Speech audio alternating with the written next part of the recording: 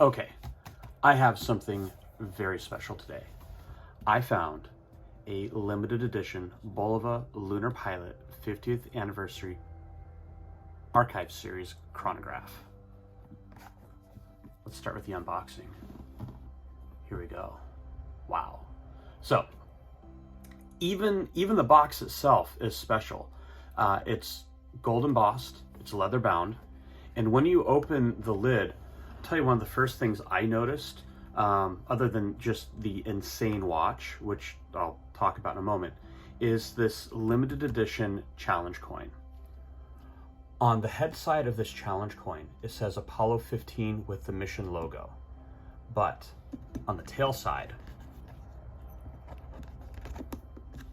there's an engraving of Commander Dave Scott, and printed next to that is the Bulova logo, and written on here is Apollo 15 50th Anniversary EVA 3 August 2nd, 1971 limited edition. The lid of the box shows where the watch was worn by Commander Scott.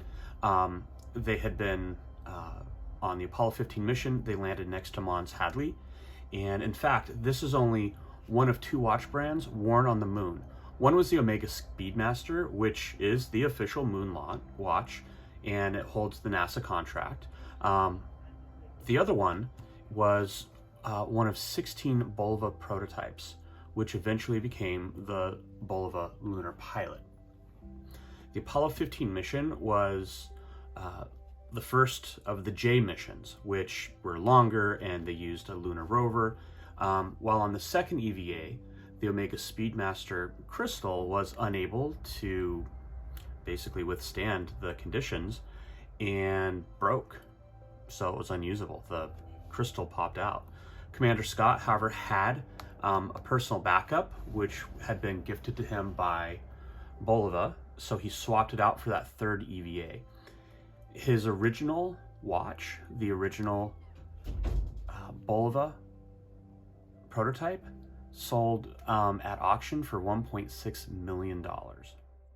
This is the actual watch worn by Commander Dave Scott. Let's talk a little bit about the strap. So it came with this really high quality 3-piece leather strap. It's very nicely branded.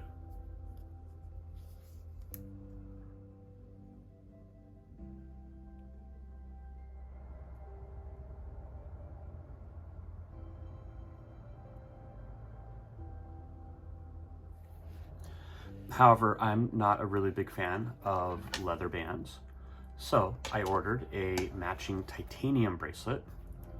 While waiting for the bracelet to ship, I wore that leather band for a few days before swapping over to a black NATO strap, which is more accurate for the original prototype worn on the moon. And I find that NATO strap, the nylon NATO strap, was a little more comfortable than the leather. But I do have a preference for metal bracelets. I just find they are easier to keep clean and they feel a little bit cooler on my wrist. The back of the watch is gold engraved and matches the tail side of that challenge coin.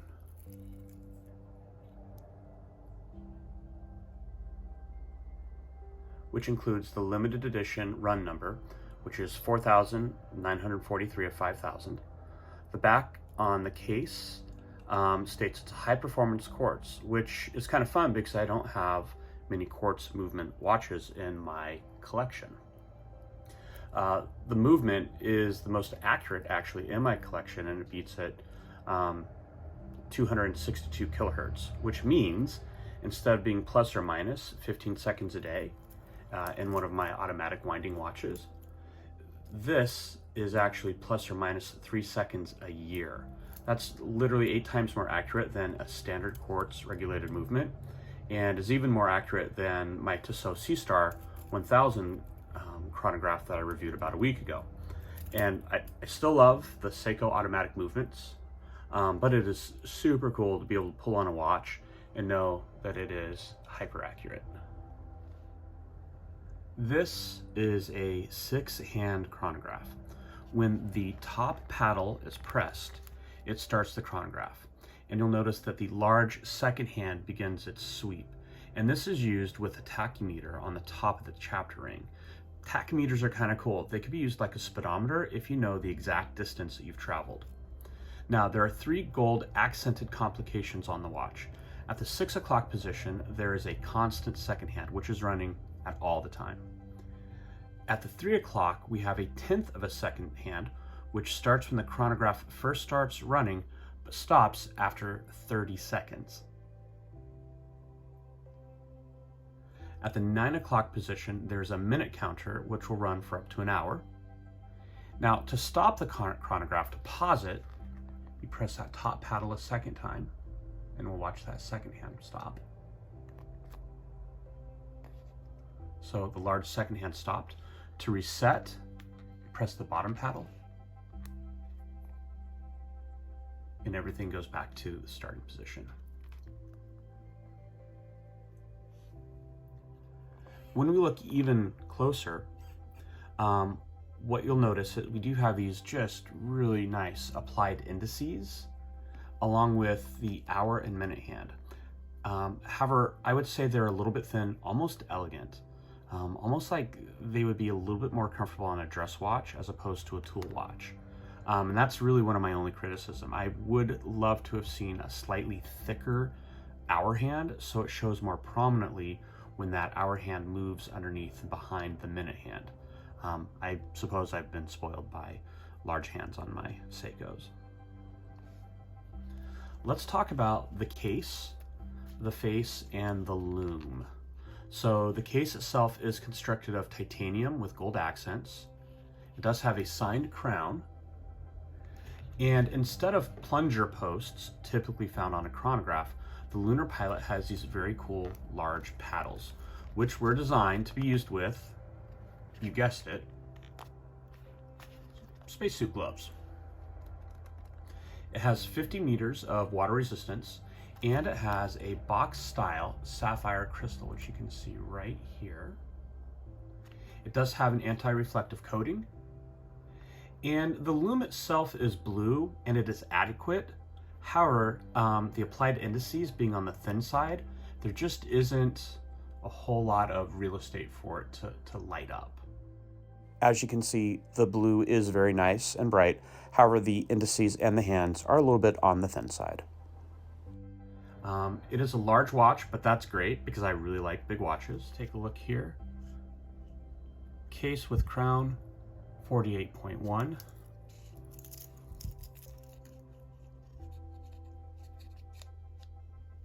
Lug to lug, 52.4. Does require a 20 millimeter band. And let's take a look at the thickness overall. Only 13.7. That is with the box crystal.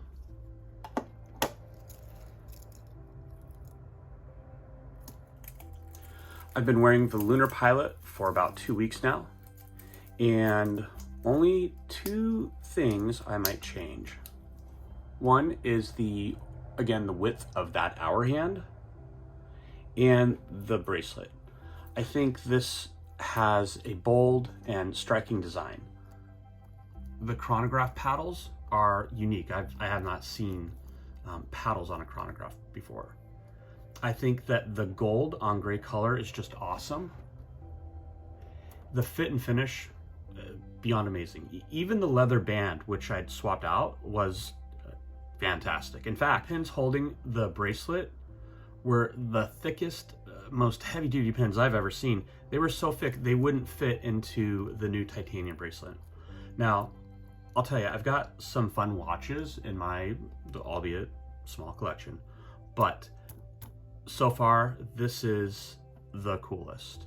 So what do I think? God, I love it to the moon and back. Thanks for watching, and I hope you enjoyed.